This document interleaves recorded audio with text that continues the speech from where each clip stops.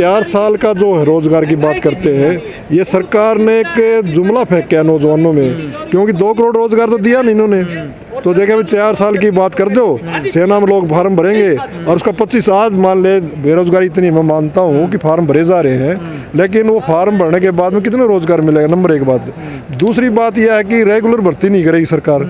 जब रेगुलर भर्ती नहीं करेगी तो हमारे जो नौजवान है, जो सर्दों में का नौजवान क्या नौजवान जो ड्यूटी दे रहे हैं, गर्मी की परवाह नहीं करते, सर्दी की परवाह नहीं करते, हवा की परवाह नहीं करते, उनकी पेंशन बंद करेगी। लेकिन सर कई डिफेंस के जो एक्सपर्ट हैं वो कह रहे हैं एक बड़ा रिफॉर्म है ये सेना में, एक बड़ा बदलाव होगा। कैसे 3 सरकार के जो रिटायर 3-4 जनरल लेफ्टिनेंट जनरल ने बोल दिया, लेकिन 50 के लगभग जनरल ने कहा है, लेफ्टिनेंट जनरल हमारी बात हुई, ब्रिगेडियर से हमारी बात हुई है कि वास्तव में 4 साल में हम सैनिक नहीं बना पाते। अगर कल ने सरकार के मतलब ऊपर से कोई ऐसा पड़ोसी देश का कोई युद्ध आ जाता है तो हम इतने सक्षम नहीं है कि उस युद्ध को लड़ पाएँ, क्योंकि कम से कम सैनिक जब तैयार होता है तो एक तुल में 10 साल के लगभग लग जाते हैं। उसकी ट्रेनिंग होती है, रंग रूट होते हैं, फिर दूसरी बात होती है चाहे अफसर की लाइन कोई बुला लो, अगर आप प्रोटोकॉल तो सरकार को इस बात का पता नहीं था इसकी नहीं, मैं कह रहा हूँ, मैं कह रहा हूँ, मैं चौथा लोकतंत्र चौथा स्तंभ से भी ये बात पूछना, तो आप निकाल के देखो उनका पूरा कि किस प्रकार सैनिक तैयार होता है, कितने दिन में तैयार होता है। ये 4 साल में तो घर भेज देंगे उसको, ना इधर का रहता ना उधर का रहता। सरकार कह कई दुनिया के कई देशों में ये योजनाएं लागू हैं। नहीं, किस देश में योजना लागू है उनमें तो ये है कि शुरू से भी इस बारे में करते हैं बात वो, और उनको सिखाते हैं, लेकिन उनकी रेगुलर भर्ती भी तो होती है। ये रेगुलर भर्ती बंद क्यों करे? आप अमेरिका में देख लो, रेगुलर भर्ती होती है, ठीक है 4 साल का वहाँ भर्ती है, जापान के अंदर भी है और दूसरे देश में, लेकिन रेगुलर भर्ती साथ साथ तो कर रहे हैं वो क्यों नहीं कर सरकार? कोरोना काल के कारण 2 साल नहीं हुई थी। अब नहीं, सरकार ने लिखा है जी, जो अग्निपथ योजना निकाली उसमें लिख रखा है कि रेगुलर भर्ती नहीं होगी, इन्हीं भर्तियों से हम काम चलाएंगे। ये सरकार गुमराह कर रही है नौजवानों को और देशवासियों को। ये 100% हाँ, सरकार ये कह दे कि हम 25% रेगुलर भर्ती भी करेंगे तो नौजवान को कोई दिक्कत नहीं। सेना के अधिकारी जा रहे हैं कि ये वापस तो नहीं होगी अग्निपथ योजना, वो तो नोटिफिकेशन भी निकाल दिया। नोटिफिकेशन तो कृषि कानून के भी तो निकाले थे ना, यही प्रधानमंत्री जी थे जो संसद में पास किया था, यही प्रधानमंत्री संसद में जाके उसको वापस करवाया था। तो कोई बात नहीं, प्रजातंत्र के अंदर जो जनता चाहती है वो काम करना पड़ता है। सरकार कोई भी, किसी की भी और किसी सरकार हो, किसी तो आप चाहते हैं ये वापस हो? 100% वापस हो, नहीं तो नौजवानों के अंदर एक भावना ऐसी आ जाएगी 4 साल के बाद में वो आएंगे तो अगर उनको रोजगार नहीं मिलेगा। आप एक बताओ, 11 लाख रुपए में, आप समझदार आदमी हो, आप भी नौजवान हो, 11 लाख रुपए में क्या अपना भविष्य तय कर पाएगा? वो 11 लाख रुपए में काम चला लेगा? सरकार तो बता रही है, इसका प्रचार कर रही है। नहीं, सरकार बता रही है ना, जो धरातल पे तो कुछ भी नहीं है ना जनाब।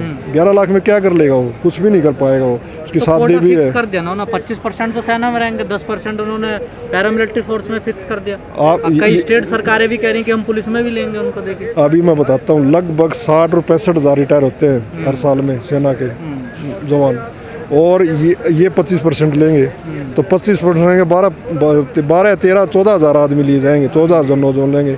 कहाँ 60 हज़ार, कहाँ 15 हज़ार, इतना डिफरेंस तो यही आ गया सरकार की बातों में। 10% पैरामिलिट्री फोर्स में दे दिया। पैरामिलिट्री फोर्स में तो टेरिटोरियल फोर्स पहले भी थी जनाब, पहले भी ये फोर्स थी टेरिटोरियल वो, लेकिन वो 11-12 साल के लिए थी।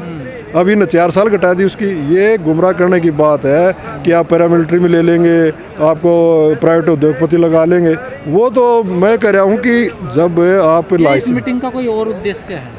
इसका उद्देश्य तो ये भी है कि जो हमारे साथी थे जो थोड़े दूर हो गए थे उनको भी वापस लेंगे, और एक बहुत बड़ा हम दोबारा संयुक्त मोर्चा बनाने जा रहे हैं, और किसान की, मजदूर की, नौजवान की हम लड़ाई लड़ेंगे। इसका मकसद ये भी है। कैसे लड़ाई लड़ी जाएगी? नौजवान लड़ाई लड़ी क्यों नहीं जाएगी? जो नौजवान है वो अपना प्रदर्शन करेंगे गांधीवादी तरीके से, सरकार को जगाएंगे। इकट्ठे हो पाएंगे? 100% होंगे, और आज ही होंगे। 100% होंगे, आज ही होंगे। थोड़ा मनमुटाव, ज़्यादा मनमुटाव तो किस सरकार में नहीं है। आप चाहे पार्टी ला लो, को संस्था ला लो, को घर ला लो, होती है थोड़ी मोटी तकरार तो तकरार मिल जाएगी। यूपी के हैं राकेश टिकैत, जिनके साथी तो तोड़कर चले गए, देखे यूनियन ही टूट गई यहाँ तो। नहीं, वो देखो, जो आदमी मान ले 1 मिनट के लिए, मैं कहता हूँ कि मैं संयुक्त मोर्चा का हिस्सा नहीं हूँ, घर चले जाऊँगा। मेरे कहने से क्या होता है, जहाँ ज़्यादा तादाद होती है वही उसको माना जाता है। अब लाल कृष्ण आडवाणी है, वो भारतीय जनता पार्टी बहुत वरिष्ठ नेता है, उसको कोई पूछता है? तादाद में तो नरेंद्र इन्हें मोदी कोई ले पूछेगा नहीं जो छोड़ के गए भारतीय। बिल्कुल 100%। जो संयुक्त मोर्चा से दूर जाएगा उसको कोई नहीं पूछेगा, घर बैठने का काम करेगा वो। घर बैठने का काम उन्होंने अलग बता दी, उन्होंने कह रहे हैं असली वो हमारी। अलग घूमी जाओ, वो प्रदर्शन करो, उनके देखते हैं कितने लोग आते हैं, पता लग जाएगा। संयुक्त मोर्चा तो प्रदर्शन करेगा, ये जो भी काल करेगा पूरे हिंदुस्तान के अंदर चाहे ब्लॉक स्तर तक जाएगा ये। लेकिन जो आपकी पुरानी मांगे थी, जो किसान आंदोलन चला, उसमें कई मांगे आपकी अभी तक भी पूरी नहीं हुई है। तो वही तो बात कर रहा हूँ ना जनाब, आज उसी भी चर्चा हो रही है। आज 3 एजेंडे हैं। पहला एजेंडा तो हम सब एक होके दोबारा लड़ाई लड़ेंगे, एक तो एजेंडा ये है। दूसरा जो सरकार ने हमसे वादा किया था, एमएसपी की कमेटी बनाना, एमएसपी लागू करना, मुकदमे वापस करना, मुआवजा वाली बात है। और तीसरा अग्निपथ योजना के बारे में है। ये तीनों चीज़ हम जो अभी माहौल चल रहा है देश में धर्म को लेकर, इसको कैसे देख रहे हैं? देखो, इंसान से बड़ा कोई धर्म नहीं है। इंसान जब जन्म लेता है उसको धर्म का पता नहीं होता, लेकिन हमारे राजनीतिक लोग उन धर्म में बांट देते, जात के ऊपर बांट देते हैं। भाई राम का राम करने से काम है, भूखा पेट का वजन होया है कि हम तो पुरानी कहावत सुनी है, राम के मंदिर कितने बना ले, हनुमान के कितने बना, पता नहीं कितने 20 करोड़ से ऊपर मंदिर हिंदुस्तान के अंदर। तो भाई मंदिर बनाना कोई गलत बात नहीं है, लेकिन मंदिर के साथ रोजगार दो, मंदिर के साथ के मजदूर को रोजगारी दो, मंदिर के साथ महंगाई कम करो, मंदिर के साथ ये धार्मिक उद्यान हो रहे हैं इनको बंद करो। मंदिर बनाने से थोड़ा मंदिर बना दिया तो आप लोगों का पेट भर जाएगा मंदिर से? आप बताओ, मंदिर बनाने से पेट भरता है क्या? नहीं, मंदिर तो है, लेकिन दूसरी बातें भी चल रही हैं। इस्लाम को लेकर देश में एक बड़ा विवाद चढ़ा हुआ है। ये धर्मनिरपेक्ष देश है। इस देश में जब इस देश की उत्पत्ति हुई थी ना, तो उसके बाद में जो मुस्लिम आ गए, और जब हिंदुत्व और उन्होंने कहा था कि हिंदू और मुस्लिम और सिख ईसाई भाई भाई है, जो ये लड़ाई करने का काम करे हैं। क्या मैं एक बता दो, खेल के जगत में मुसलमानों का योगदान कम है? सेना में योगदान कम है? इंजीनियरिंग में कम है? डॉक्टरी में कम है? किस चीज़ में मुसलमान कम है भाई? बताओ आप। इस देश में ये देश के लिए कुर्बान नहीं क्यों हुए? होता है ये राजनीतिक एजेंडा है जी, राजनीतिक जनता एजेंडा। क्यों नहीं समझ पाती थी? जनता समझेगी, एक ये टाइम है, इस टाइम के बाद में जनता समझेगी, इनका जूत मारने का काम करे, घर बिठाएगी। महाराष्ट्र में सरकार बनाई है, वो केवल पैसे की सरकार है और पैसा उन्होंने कारपोरेट से मिला हुआ है। आपको शायद ये पता होगा कि देश में जो थर्मल प्लांट चले हुए हैं उनमें ये शर्त रख दी कि 20% कोयला अपने विदेशी लेना पड़ेगा, और विदेशी कोयला, सारे विदेशी कोयले पे कब्जा है अंबानी गौतम अडानी का।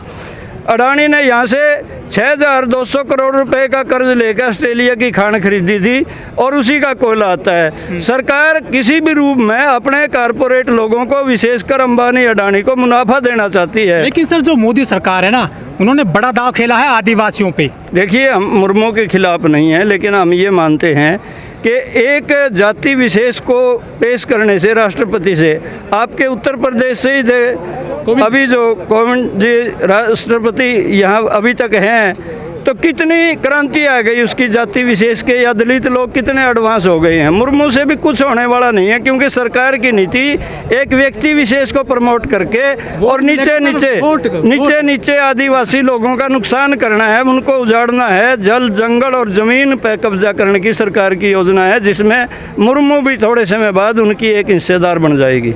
वो तो खुद उनका जो है भागीदारी कर रही हैं। बिल्कुल, वो उनकी राज्यपाल भी रह चुकी हैं और मंत्री भी रह चुकी हैं, और उनका इसमें कोई संदेह नहीं है। और उनके राज्यपाल काल में जिस राज्य में वो थी, 12 आदिवासियों का मर्डर हुआ था। टाटा स्टील को ज़मीन देने के लिए आदिवासी विरोध कर रहे थे, और उन्होंने एक शब्द भी उन आदिवासियों के जीवन के बारे में नहीं रखा था। तो आप ये कह सकते हैं कि मुर्मू है चाहे कोई और है, किसी जाति विशेष को प्रमोट करने से, किसी धर्म विशेष को प्रमोट करने से देश में क्रांति नहीं आ सकती, सबकी सुविधाएं नहीं मिल सकती। उसके लिए तो पॉलिसी बनानी पड़ेगी, नीति बनानी पड़ेगी, जो जनता के हित में होगी नीति। क्योंकि ये सीधी बात है, या तो मुनाफा अमीरों को दिया जा सकता है या गरीबों को दिया जा सकता है, दोनों का भला एक साथ नहीं हो सकता। यदि आपने गरीबों को फ्री अनाज देना है या सस्ता अनाज देना है, तो अमीरों से टैक्स लेना पड़ेगा। सबका विरोध क्यों करते हो आप, जो मोदी जी स्कीम लेकर के आते हैं? नहीं, हम मोदी जी का कोई विरोध नहीं करते, उन पॉलिसियों का विरोध करते हैं, और वो पॉलिसी वास्तव में नुकसानदेह साबित हुई है। आपने देखा है, ये कहते थे कि नोटबंदी होने से उग्रवाद खत्म हो जाएगा, काला धन समाप्त हो जाएगा। क्या देश से काला धन समाप्त हुआ? और बल्कि दुख की बात तो ये है कि इन्होंने उसमें बहुत मोटा पैसा कमाया है। क्या कभी ऐसा हो सकता है कि 50 साल से चली हुई करेंसी के पूरे नोट वापिस आ जाएं? आप बताइए, जांच कीजिए, पूछिए किसी भी साधन से जम्मू के कश्मीर पूरे में के पूरे पत्थरबाजी- पैसे वापस आ गई। जम्मू कश्मीर में पत्थरबाजी तो कम हो गई ना? नहीं, अभी कम नहीं हुई, कोई कह नहीं सकते आप। इस बारे में तो तब पता लगेगा जब वहाँ कोई इलेक्शन होगा, कोई स्थिति बदलेगी। अभी तो केवल तानाशाही के रूप में उनको देखा गया है। लोगों के दिमाग बदलने की जरूरत है। बड़ा मास्टर और स्ट्रोक अच्छी बात है, बहुत अच्छी बात है कि वहाँ पत्थरबाजी खत्म होगी। हम भी शक में हैं, पत्थरबाजी नहीं होनी चाहिए, लेकिन ये कब तक के दबाव में होगा? और ये कहते थे उग्रवाद समाप्त हो जाएगा। आप देखते हैं जम्मू कश्मीर में पिछले 8 साल में जितने नौजवान हमारे फौज के, चाहे BSF के हैं, चाहे दूसरे सैनिक हैं, जितने शहीद हुए हैं, पिछले 70 साल में भी उतने लोग शहीद नहीं हुए। लेकिन तो सर- कैसे कहेंगे उग्रवाद खत्म हो गया? और अभी भी जो धारा 370 तोड़ी ने, 35 तोड़ी, लेकिन क्या इसकी वजह से हमारे जो पहले से कश्मीरी पंडित आए हुए थे वापस गए? कितने आपके हिंदुस्तान के जम्मू कश्मीर तक बाहर रहने वाले लोगों ने वहाँ प्लाट खरीदे? कितने लोग वापस जाके श्रीनगर और उसके आसपास बसे? कोई आंकड़ा तो होना चाहिए।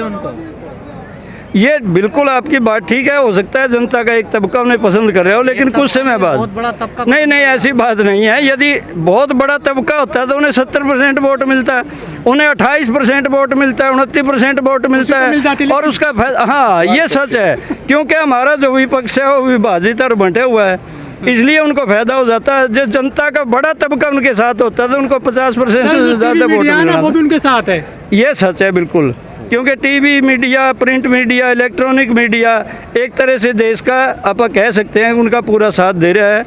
और सोशल मीडिया पे मैं आप जैसे लोगों का, आपके चैनलों का आभार व्यक्त करता हूं कि हमारी आवाज़ भी पूरे देश और दुनिया में आपके माध्यम से गई है। हमारे टीवी चैनल या हमारे बड़े अखबार और रेडियो, जो भी साधन थे, चाहे इलेक्ट्रॉनिक थे चाहे प्रिंटेड थे, वो सब के सब पर उनका कब्जा था। जो हमारा समझौता हुआ था केंद्र सरकार से, उसमें कहा था कि MSP C2 लागू किया जाएगा। जो केंद्र सरकार ने के मुकदमे थे उनको वापस लिया जाएगा। और भी स्वामीनाथन रिपोर्ट के बारे में भी थी, और 2-4 मुद्दे थे। एक तो उसके बारे में है कि सरकार ने, केंद्र सरकार ने अपने वादे को पूरा नहीं करी, ना कमेटी बनाई अब तक।